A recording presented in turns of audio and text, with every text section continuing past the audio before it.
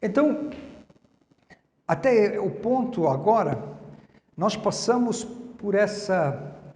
por todos estes eventos que precedem a volta de Cristo. Nós chegamos então aqui na segunda vinda, falamos um pouquinho disso, na semana passada, inclusive, nós chegamos até aquele ponto que, deixa eu mudar aqui a apresentação, chegamos até ao slide 20, não estava aqui na 26, estávamos falando, né, aqui no 25, da viagem para o céu, correto? Estávamos falando do cântico que os anjos vão estar cantando enquanto as carruagens vão nos levando para o céu. Não está na Bíblia, mas Ellen White elucida muito sobre isso e ela diz que estaremos viajando por 7 dias para o céu. E se eu pudesse sentar na janela? Eu não sei como é aquela carruagem, se ela é toda de vidro, mas se eu pudesse sentar na janelinha, né, e ver por onde nós vamos estar viajando, né? E eu fico imaginando assim, pelo que os cientistas sabem hoje, né, do universo, né, se nós vamos estar viajando por dentro de um buraco de minhoca, que eles dizem que é os canais que unem um universo ao outro, né, se é isso que nós vamos estar fazendo, ou se aquele desenrolar que diz Apocalipse, que o céu vai desaparecer como um pergaminho se enrolando, se isso não vai abrir uma visão direta para o trono de Deus, e nós vamos estar caminhando, indo por ali durante o trono de Deus. Ele não diz que são 7 dias. E diz que durante esse trajeto, né, os anjos vão estar cantando, né, e dando as boas-vindas ao Rei dos Reis, né, e os seus troféus de vitória. Quem são os troféus de vitória de Cristo? É você, sou eu. São os troféus de Cristo, né? E então nós ali, levados para o céu, podemos então começar uma vida diferente. E é a partir desse ponto que nós começamos o nosso estudo. Agora o estudo se divide em 2. Nós agora temos 2 cenários, 2 grupos, 2 cenários. Nós temos o cenário que é os salvos morando nas cortes de Deus, no planeta, que se chama céu, né? Os salvos morando ali, e temos a terra. Como ficou a terra? Hoje nós vamos focar nessa parte. Como ficou a terra? O que acontece na terra depois de Jesus levar os salvos para o céu? E no sábado que vem, o professor Osman vai nos falar do que está acontecendo no céu. Então são 2 eventos paralelos, no mesmo tempo. Como é que é a palavra portuguesa? Simultâneos, né? Simultâneos acontecendo, um aqui e um aonde lá nas cortes celestiais, tá bom? Então nós vamos então ficar aqui. Eu fico aqui e o Osman vai com vocês para o céu, tá bom? Esse evento, a Bíblia retrata como 1000 anos, outras traduções como milênio, tá? Então nós temos aí 1000 anos aqui na Terra. Esses 2 eventos simultâneos têm um período de 1000 anos. E nós podemos... E nós vamos ver isso, tá? E por que nós acreditamos que é um ou outro, tá? Mas eu não queria te falar já, que é para... Tá bom? Ok, vamos lá então para Apocalipse 20, e vamos ler aí o verso 1 ao 3, tá? Capítulo 20, verso 1 ao 3. O que acontece na terra, foca em isso, o que acontece na terra, né?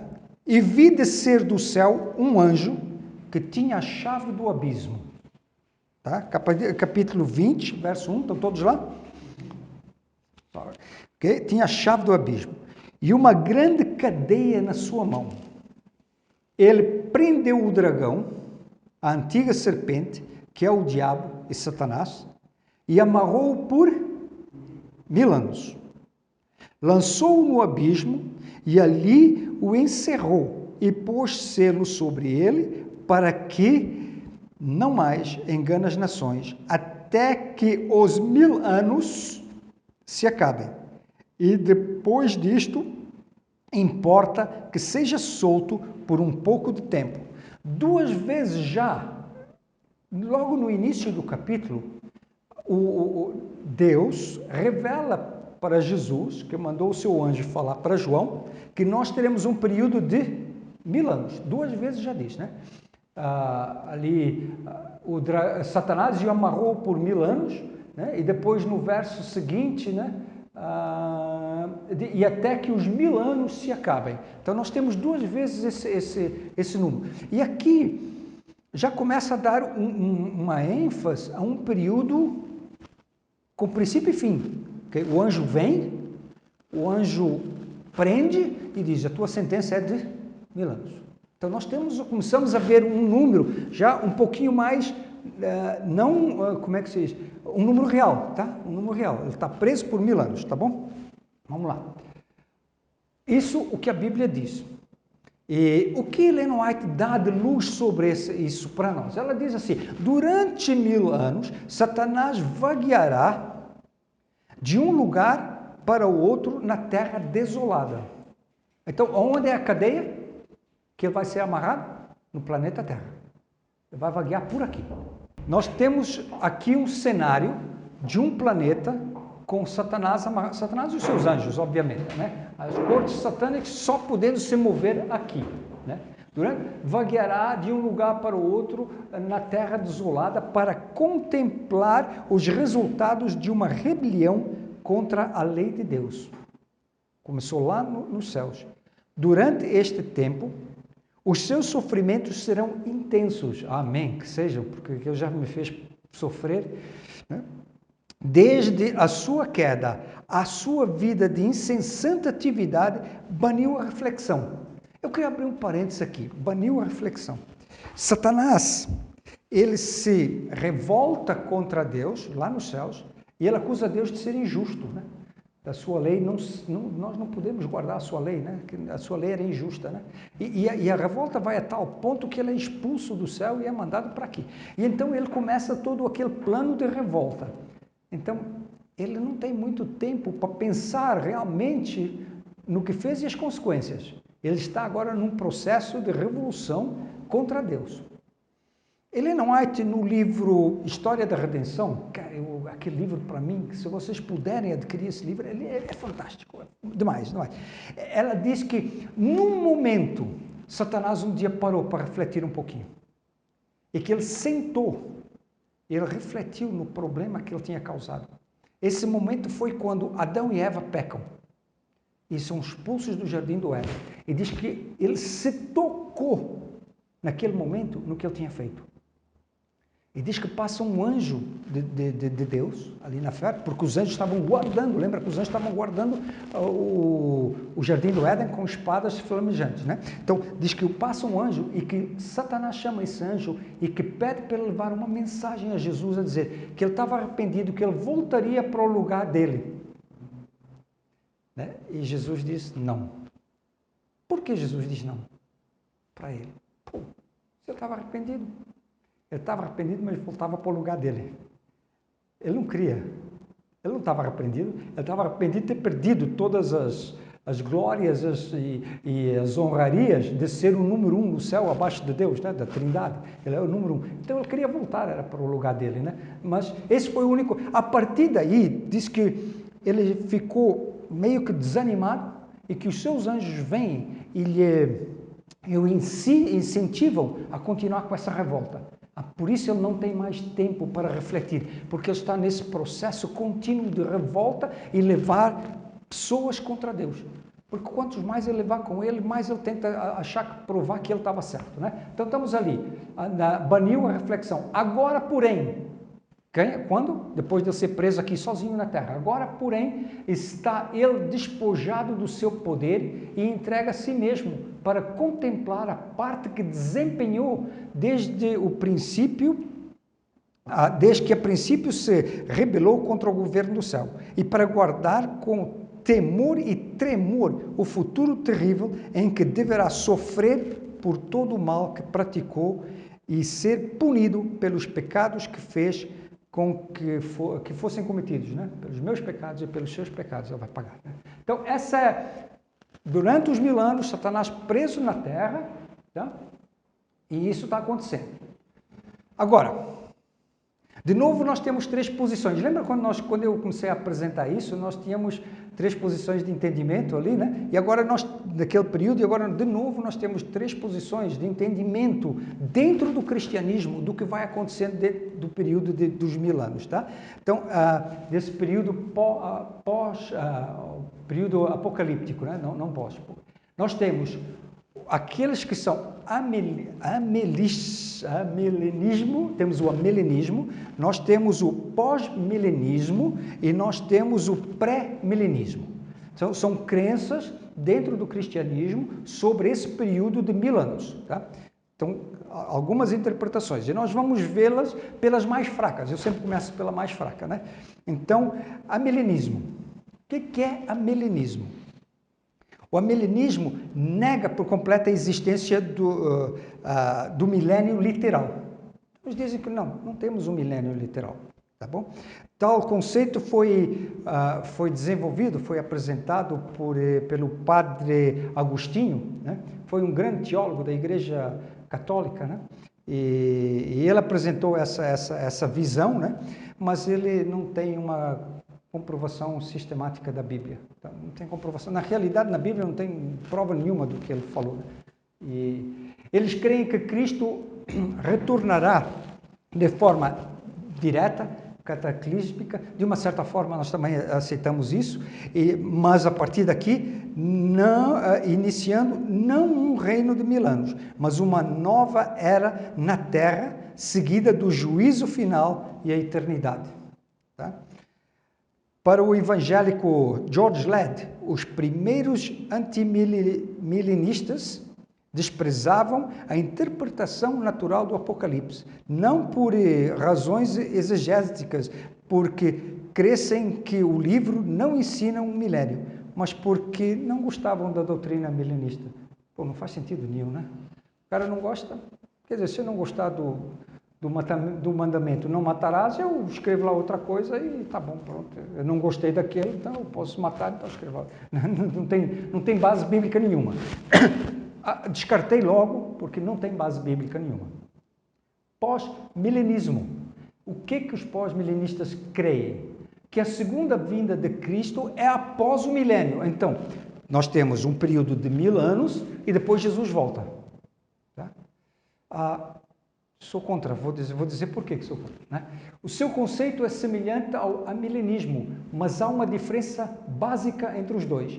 Para os pós-milenistas, haverá um reino terrestre em um período denominado milênio, que não será necessariamente de 1000 anos literais. A sua pergunta, tá? Eles creem nisso, não é? Tá? Desde o século XVII, pós-milenistas vinham crendo que a pregação do Evangelho e as reformas sociais estenderá o reino de Deus e o mundo inteiro se cristianizará. Gente, isso não é bíblico.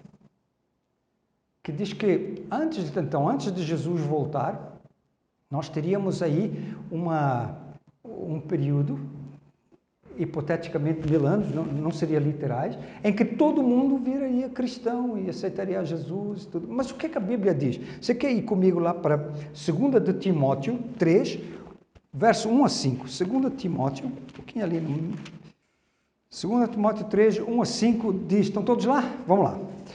Sabe, porém, isto, que nos últimos dias sobrevirão tempos trabalhosos, porque haverá homens amantes de si mesmo, avarentos, presunçosos, soberbos, blasfemos, desobedientes a pais e mães, ingratos, profanos, sem afeto natural, irreconciliáveis, caluniadores, intemperantes, cruéis, sem amor para com os bons, traidores, obstinados, orgulhosos, mais amigos dos deleites do que amigos de Deus, tendo aparência de piedade, mas negando a eficiência dela. Destes afasta-te. E diz também para nós lermos o verso 13, né? E o verso 13, mas os homens maus, enganadores, irão de mal para pior, enganando e sendo enganados.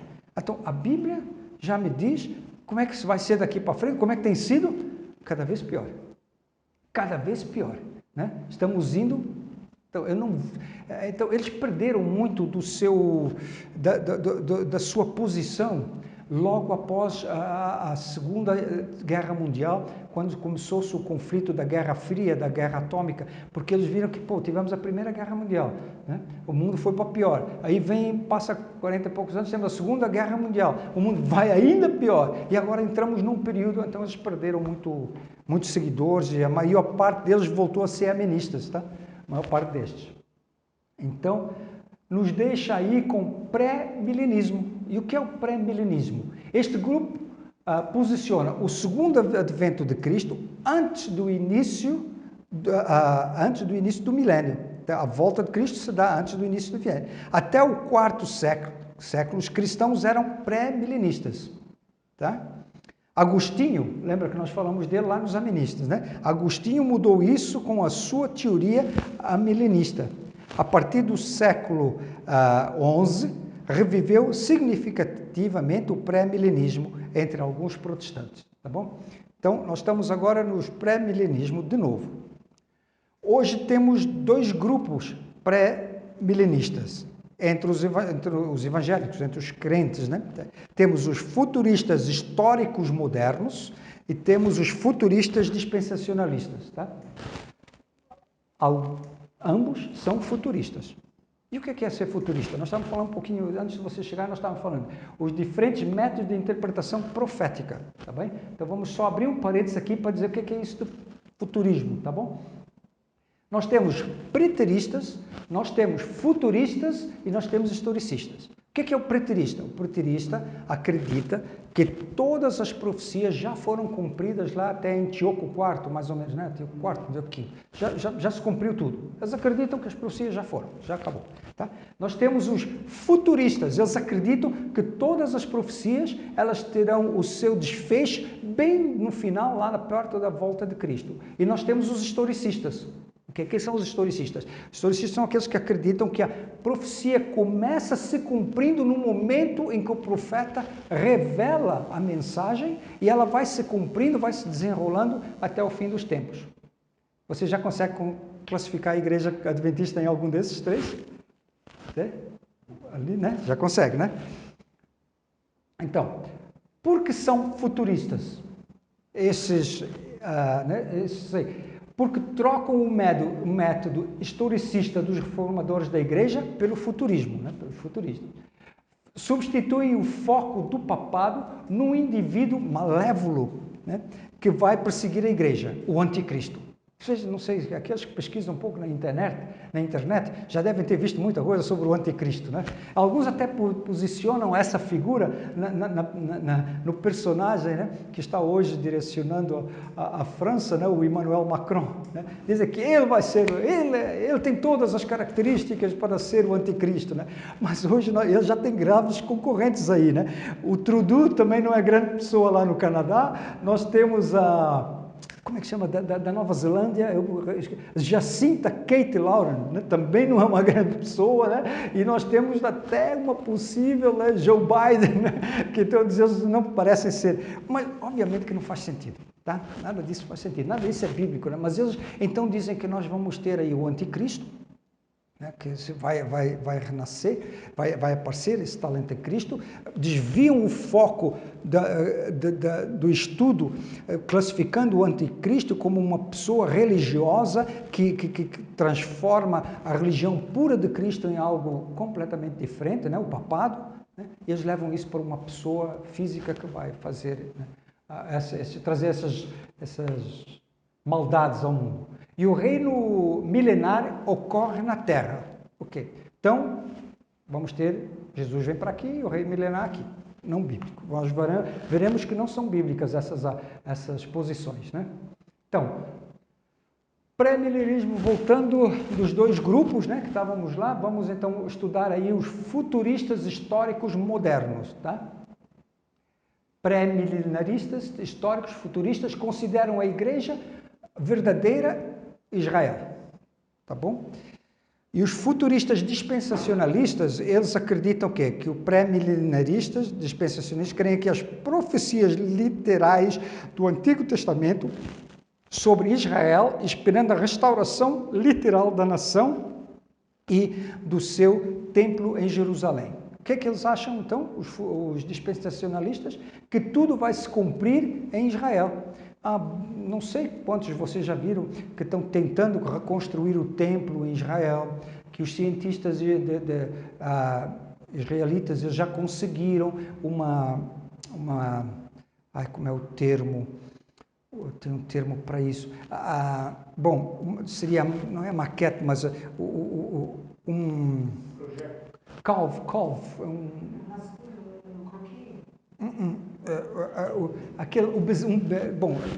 um bezerro vermelho, então a matriz. Eles já têm a matriz para poder ter a criação do bezerro vermelho para voltar a ter os sacrifícios.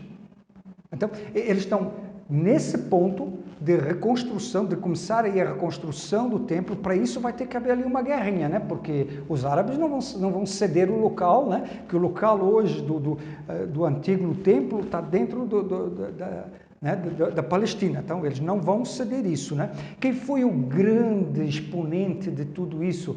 Foi o rabino Chaim Kanievsky. Chaim Kanievsky, que morreu agora dia 18 de março, tá?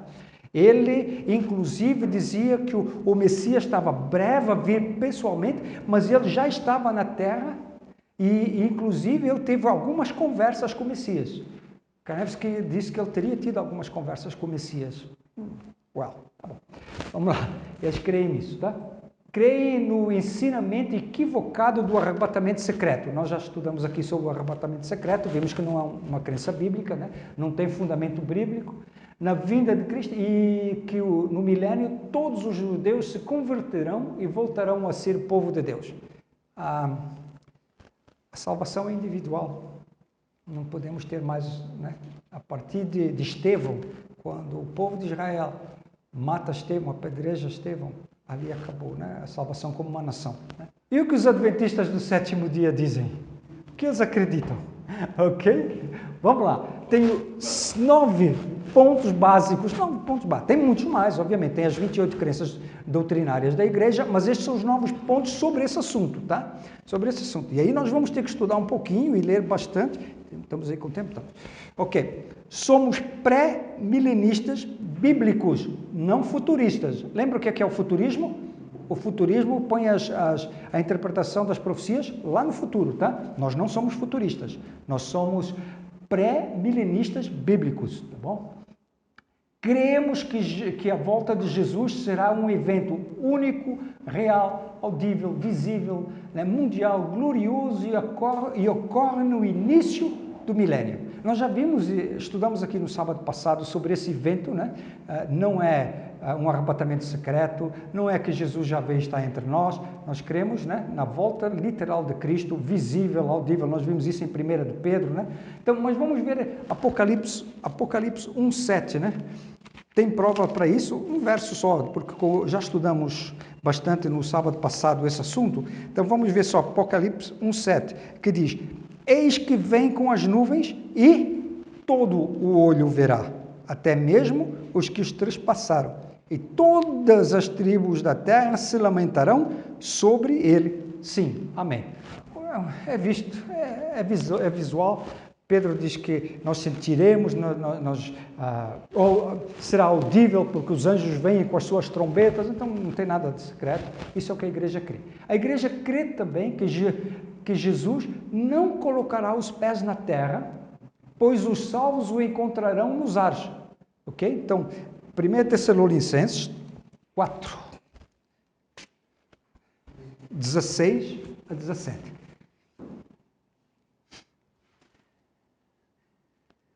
O que diz lá? Todos lá? Porque o mesmo Senhor descerá do céu com alarido, lembra? Com alarido, audível, né? Com voz de arcanjo, com trombeta de Deus, e os que morreram em Cristo ressuscitarão primeiro. Depois nós, os que ficarmos vivos, seremos arrebatados juntamente com eles nas nuvens, a encontrar o Senhor nos ares. Então, ele não está na terra. E assim estaremos sempre com o Senhor. Portanto, consolai-vos uns aos outros com essas palavras.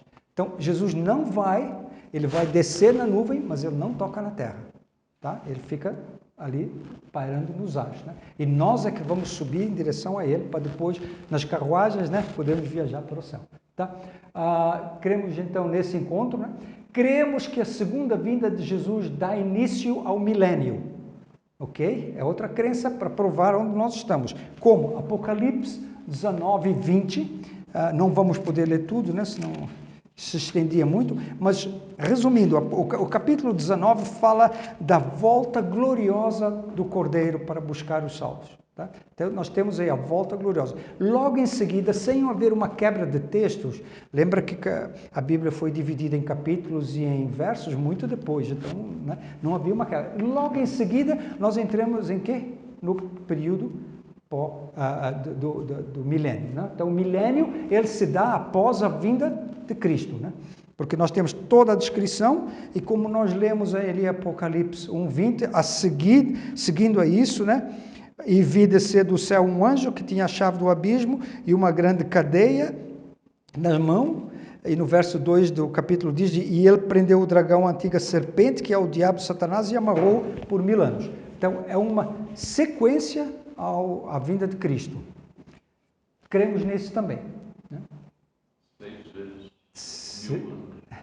É sim, o capítulo, eu anotei ali, né? O capítulo 20, inclusive, né? Cremos no milênio, cremos no milênio como um número literal. E no capítulo 20, 6 vezes é mencionado 1000 anos.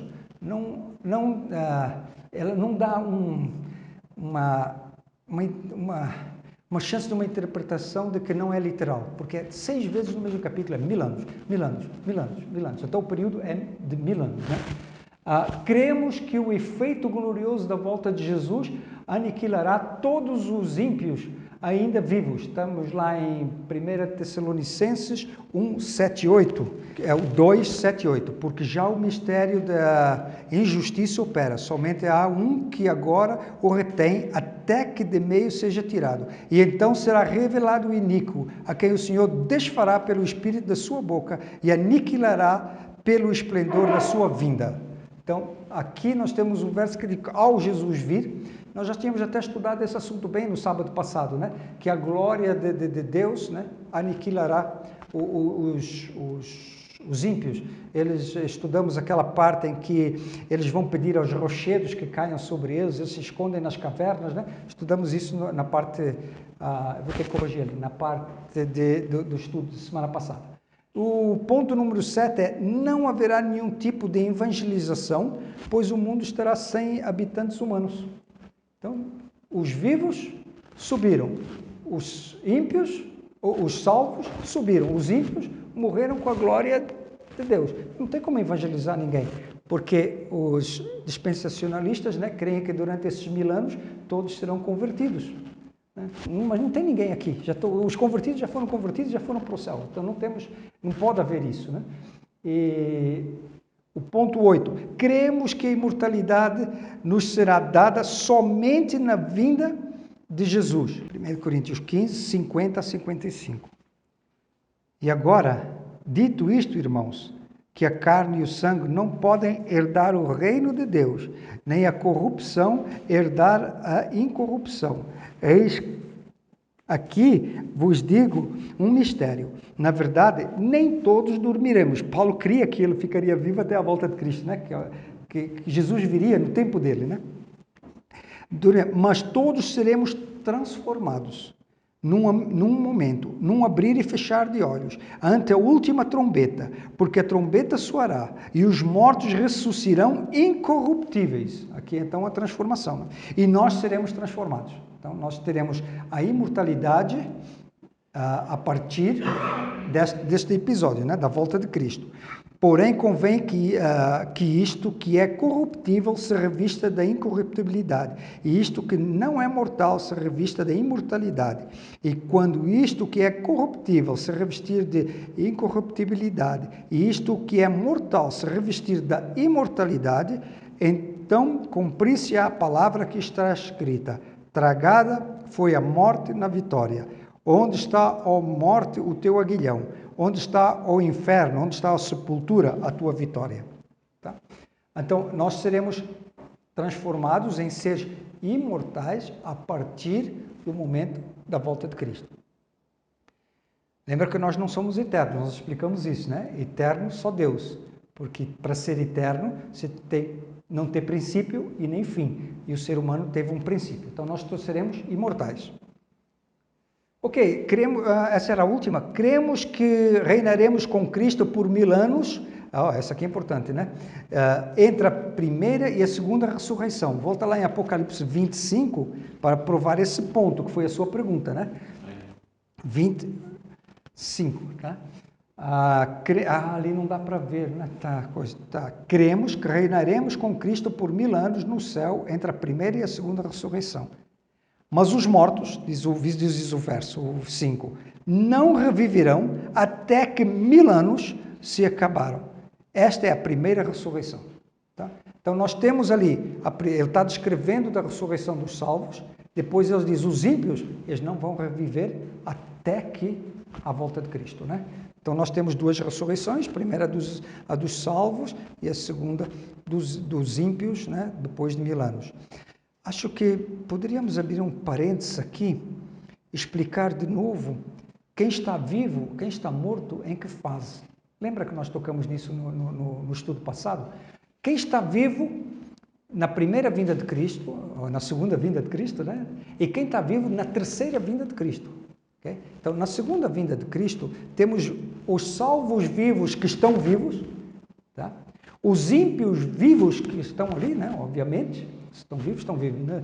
Os ímpios vivos. Nós teremos uma ressurreição daqueles que trespassaram a Cristo, todos aqueles que tomaram parte do julgamento de Jesus. Pilatos, Herodes, os soldados que crucificaram Jesus, que puseram a coroa, lembra? Nós falamos disso, que puseram-lhe o manto, né? Que o levaram, que o açoitaram. Todos esses, eles são ressuscitados para ver Jesus vindo em glória. Tá bem?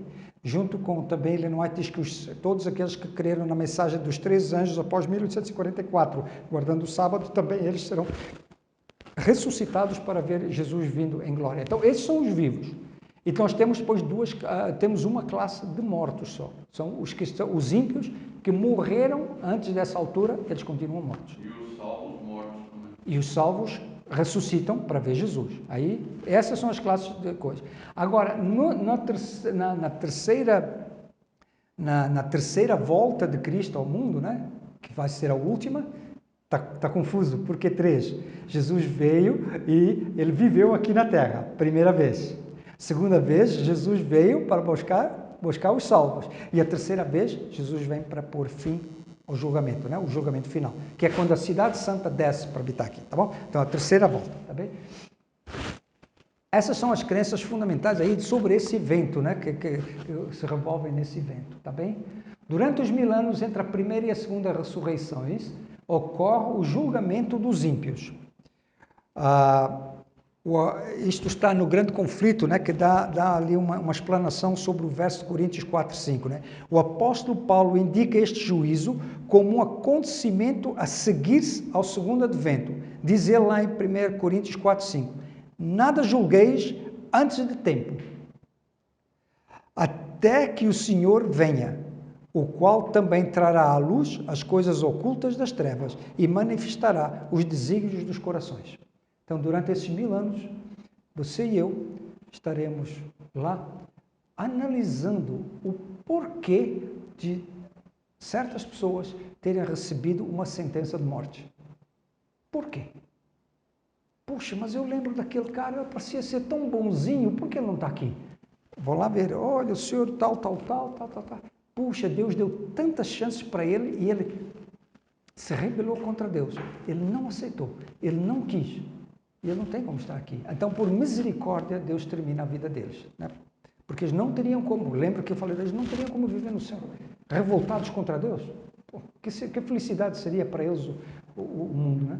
Diz mais, durante 1000 anos Satanás vagueará, já lemos essa parte, né? De um lugar para o outro na terra, desolada para contemplar os resultados da sua rebelião contra a lei de Deus. Durante este tempo, os seus sofrimentos serão intensos. Desde a sua queda, a sua vinda de incessante atividade baniu a reflexão. Agora, porém, está ele despojado do seu poder e entrega a si mesmo para contemplar a parte que desempenhou desde que a princípio se rebelou contra o governo de Deus e para guardar com tremor, o futuro terrível que deverá sofrer por todo o mal que praticou e ser punido pelos pecados que fez com que fossem cometidos. Então, ele também está aguardando, durante esses 1000 anos, o seu julgamento. O julgamento seria o punitivo, né? Porque o julgamento investigativo foi feito no céu, tá bom? E agora só se cumpre o julgamento punitivo, que é a parte que é a sua sentença é essa. Está sentenciado, acabou. Está para sempre terminada a obra de ruína de Satanás, após os 1000 anos, né? Estamos falando. Durante 6000 anos efetuou a sua vontade, enchendo a terra de miséria e causando pesar por todo o universo. A criação inteira tem igualmente gemido e estado em dores de parto. Agora, as criaturas de Deus estão para sempre livres da sua presença e tentações. Diz Isaías, né? Já descansa, já está sossegada toda a terra, exclamam os justos com júbilo. Acabou. Agora Satanás vai ser punido. Agora vai acabar tudo. Nesse período, após 1000 anos. Ellen White, várias vezes, ela fala de um período de 6000 anos. Os pioneiros do protestantismo, eles criam muito que a Terra teria um período de 6000 anos de pecado, que seria mais ou menos equivalente ao que nós tivemos na criação, né? 6 dias de criação e um dia de descanso. Então nós teríamos 6000 anos de pecado e 1000 anos de descanso no céu, enquanto aqui na Terra tem o milênio, tá bem? Então é por isso que ela fala muito aí, durante 6000 anos, né, de pecado na Terra. Mas os outros mortos não revivem até que 1000 anos se acabaram. Esta é a primeira ressurreição. Está em Apocalipse 25, né? Os outros, então, eles ficam mortos ali. Por isso Satanás não tem quem enganar, porque não tem ser humano aqui. E quem são esses outros mortos? Os ímpios. Tá? Os outros mortos são os ímpios. Aqui se refere aos ímpios. Tá? Então nós temos os Satanás e os seus anjos ainda vivos, e os outros mortos são os ímpios. Por isso não tem ninguém. Apocalipse 19, não, Apocalipse 19, 19, 17, 18, diz que as aves comerão a carne de grandes, de reis, de generais, de todo o livro, porque não vai ter nem ninguém para enterrar os mortos que aqui ficarem. A terra fica entregue a Satanás e os seus anjos, acorrentado aqui nesse mundo. Quer dizer que ele não pode nem sair desse planeta para ir a qualquer outro lugar. Não pode. Está restrito aqui, preso aqui. Não tem a quem tentar, não tem a quem... Então, tem tempo para refletir no que fez. A sua pergunta, né, sobre se é literal, 1000 anos, né? Eu anotei, por acaso, eu anotei aqui todos os versos que se referem a 1000 anos, tá bem?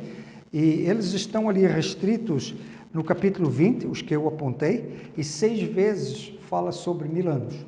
O verso primeiro é o Apocalipse 22, que diz: ele prendeu o dragão, a antiga serpente, que é o diabo e Satanás, e amarrou-o por 1000 anos. Tá? Depois, no verso 3 diz: e lançou-o no abismo, e ali encerrou, e pôs selo sobre ele, para que não mais engane as nações, até que os 1000 anos se acabem. E depois disto, importa que sejam soltos por pouco tempo. Depois, o verso 4 também diz: e viu tronos, e assentaram sobre eles, e foi-lhes dado o poder de julgar, e vi as almas. Também, essa é a parte que está ocorrendo no céu, né, Eduardo? Nós estaremos lá nos tronos com o poder de julgar, né? E vi almas daqueles que foram degolados pelo testemunho de Jesus e pela palavra de Deus, e que não adoraram a besta, nem a sua imagem, e não receberam o sinal das suas testas, nem as suas mãos. E viveram e reinaram com Cristo durante 1000 anos. Tá? Então, esses salvos, esses que passaram por essas tormentas, os que foram mortos na Inquisição, todos eles estão aonde? Durante 1000 anos, reinando com Cristo. Depois o verso 6 diz: bem-aventurado e santo aquele que tem parte na primeira ressurreição. Sobre estes não tem poder a segunda morte, mas serão sacerdotes de Deus e de Cristo, e reinarão com ele 1000 anos. E o verso 7: e acabando-se os 1000 anos, Satanás será solto da sua prisão. Nós temos aqui 6 versos que afirmam que é um período com o começo da volta de Cristo e que haverá um término, e esse término é após 1000 anos. Né? E acabando-se os 1000 anos. Né? Então, vamos ler então aqui do 7 ao 15. Acabando-se os 1000 anos, Satanás será solto da sua prisão. Por quê? Né? E sairá enganar as nações que estão sobre os 4 cantos da terra, Gog e Magog. Essas eram nações que eram conhecidas, né, no Velho Testamento como nações que guerreavam contra o povo de Deus. Então são usadas aqui simbolicamente como aqueles que eram contra o povo de Deus, né? Cujo número é como a areia do mar para juntar em batalha. E subiram sobre a largura da terra e cercaram o arraial dos santos, a cidade amada, e de Deus desceu fogo do céu e os devorou. E o diabo que os enganava foi lançado no lago do fogo e enxofre, onde está a besta e o falso profeta, e de dia e noite serão atormentados para todo o sempre. E vi um grande trono branco, e o que estava assentado sobre ele, de cuja presença fugiu a terra e o céu, e não se achou lugar para eles. E viu os mortos, pequenos e grandes, que estavam diante de Deus, e abriram-se os livros, e abriu-se outro livro que é o da vida. E os mortos foram julgados pelas coisas que estavam escritas nos livros, segundo as suas obras.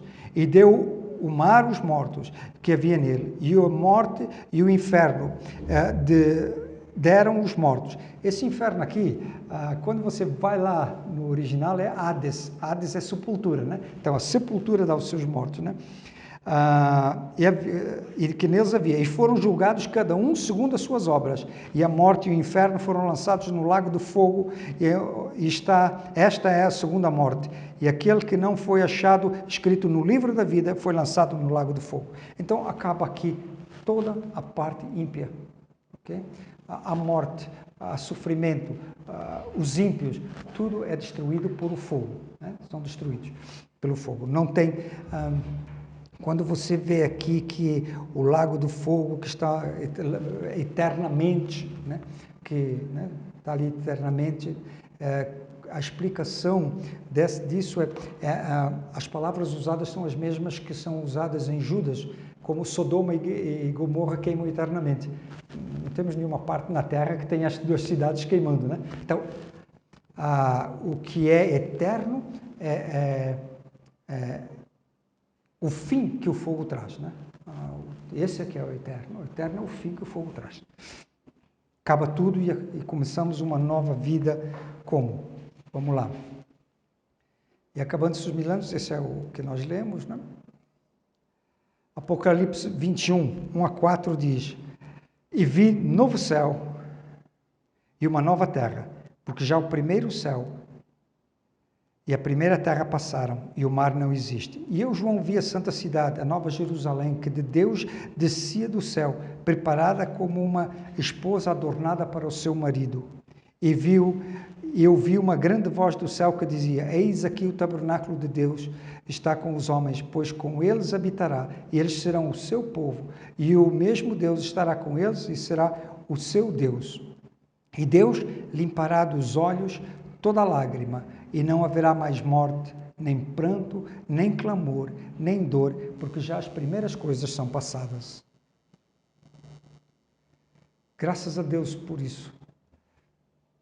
Eu não sei de vocês, mas a vida tem me dado tanto sofrimento, tanta desgraça na minha vida.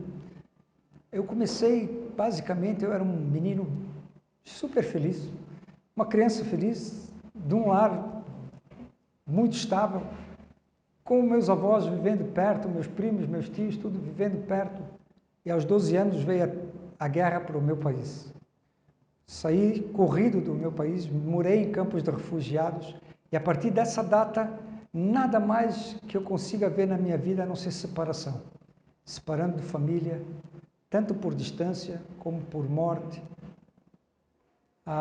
Faz agora 3 ou 4 semanas que depois de 40 e poucos anos descobrimos que ainda tenho um tio, irmão da minha mãe, vivo no Rio de Janeiro. Então, tivemos aí uma separação, a minha mãe durante todo esse tempo, vivendo, achando que o seu irmão tinha morrido, descobrimos ele agora, depois de 40 anos de guerra. Então, tem sido uma vida assim, marcada por separação. E eu já não aguento mais esperar por esse tempo. Não haverá mais dor, não haverá mais clamor, não haverá mais sofrimento, nem mais morte, nem mais separação. Jesus virá para nos reunir com todos aqueles que amamos e viver eternamente junto com Ele, sem nada disso. Sem nada disso. Para quem for. Sim. Para quem, mas é interessante que Deus diz em Ezequiel, deixa eu só pegar aqui, Ezequiel 18, deixa eu só confirmar, eu confirmo e te digo. Ezequiel 18, versos 20 a 23. Se vocês quiserem, eu posso ler e depois vocês podem anotar e seguir. A alma que pecar, essa morrerá. O filho não levará a iniquidade do pai, nem o pai levará a iniquidade do filho. Cada um paga pelos seus pecados, né? A justiça do justo ficará sobre ele, e a impiedade do ímpio ficará sobre ele. Mas se o ímpio se converter de todos os pecados que cometeu e guardar todos os meus estatutos e proceder com retidão e justiça, certamente viverá e não morrerá. Né? Isso é Deus falando. De todas as transgressões que cometeu, não haverá lembrança contra ele. Olha que Deus não perdoa, tipo, está aqui nos registros do Fernando Neves, já tá bom. Mas daqui a algum tempo, deixa eu ver o que ele fez mesmo. Não tem mais registro sobre os meus pecados no céu. Foram perdoados, acabou. Tá? Desejaria, olha Deus falando, desejaria eu de qualquer maneira a morte do ímpio? Diz o Senhor Deus, não desejo antes que se converta dos seus caminhos e viva? O que é que Deus quer então? Que haja conversão, né, de todo o ímpio. E o que é que ele diz? E se o ímpio se converter, eu nunca mais me lembrarei dos seus pecados. Serão julgados, diz em outra parte, Isaías será julgado nas profundezas do mar, a 13 quilômetros, né, que é a parte mais profunda do mar. Serão julgados, quer dizer, nunca mais haverá. Mas aí quer dizer que eu vou pedir, Senhor Deus, me desculpa, me perdoa por isso que eu fiz. E Deus me perdoou. Amanhã eu volto aqui, Senhor Deus, me desculpa, me perdoa. Que pecado, filho? Não sei de nada. Você cometeu algum pecado? Não me lembro do pecado. Isso é Deus, quando Ele perdoa o teu pecado. O povo de Deus tem o privilégio de vai ter nesse período, de ter franca comunhão com o Pai e o Filho. Agora vemos por um espelho em enigma e o conheceremos face a face, sem um véu obscurecendo de permeio. Estaremos em sua presença e contemplaremos a glória do seu rosto, eternamente. Eu sou uma pessoa que gosto muito de pesquisar, né? A minha vida toda foi pesquisando, tanto na área técnica, né, que é de onde eu venho, né, na área técnica, muito na área de matemática, sempre gostei muito de pesquisa. Hoje me dedico a grande tempo do meu, eu diria 95% a 98% do tempo que eu passo pesquisando é sobre profecias. Então, sempre dedico muito meu tempo a pesquisar. Eu me perguntava assim, puxa, como será? Eu vou ter que viver na presença de Deus o resto da eternidade. Mas eu quero conhecer, eu quero sair, quando eu estiver no céu, eu quero viajar para todos os cantos do universo e conhecer tudo, mas eu vou ter que estar na presença de Deus. Não é isso que eu quero. Eu quero conhecer, eu quero explorar. E Deus me deu uma resposta uma vez. Por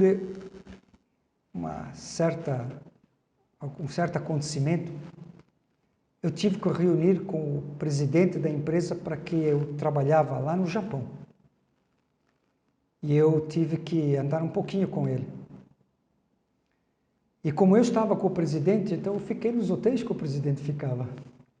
Eu comi nos restaurantes que o presidente comeu. As comidas que o presidente escolhia, se eu as comesse, se são comidas saudáveis, comidas que nós recomendamos, né? Eu as comia. Eu comi sobremesas que eu nunca achei que eu poderia nem olhar para elas, quanto mais comê-las. Comi comidas que eu não saberia nem que existiam.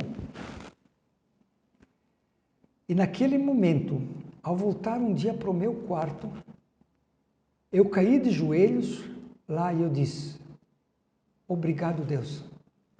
Eu quero para toda a eternidade viver na tua presença. Porque eu imagino agora o que será viver na presença de Deus.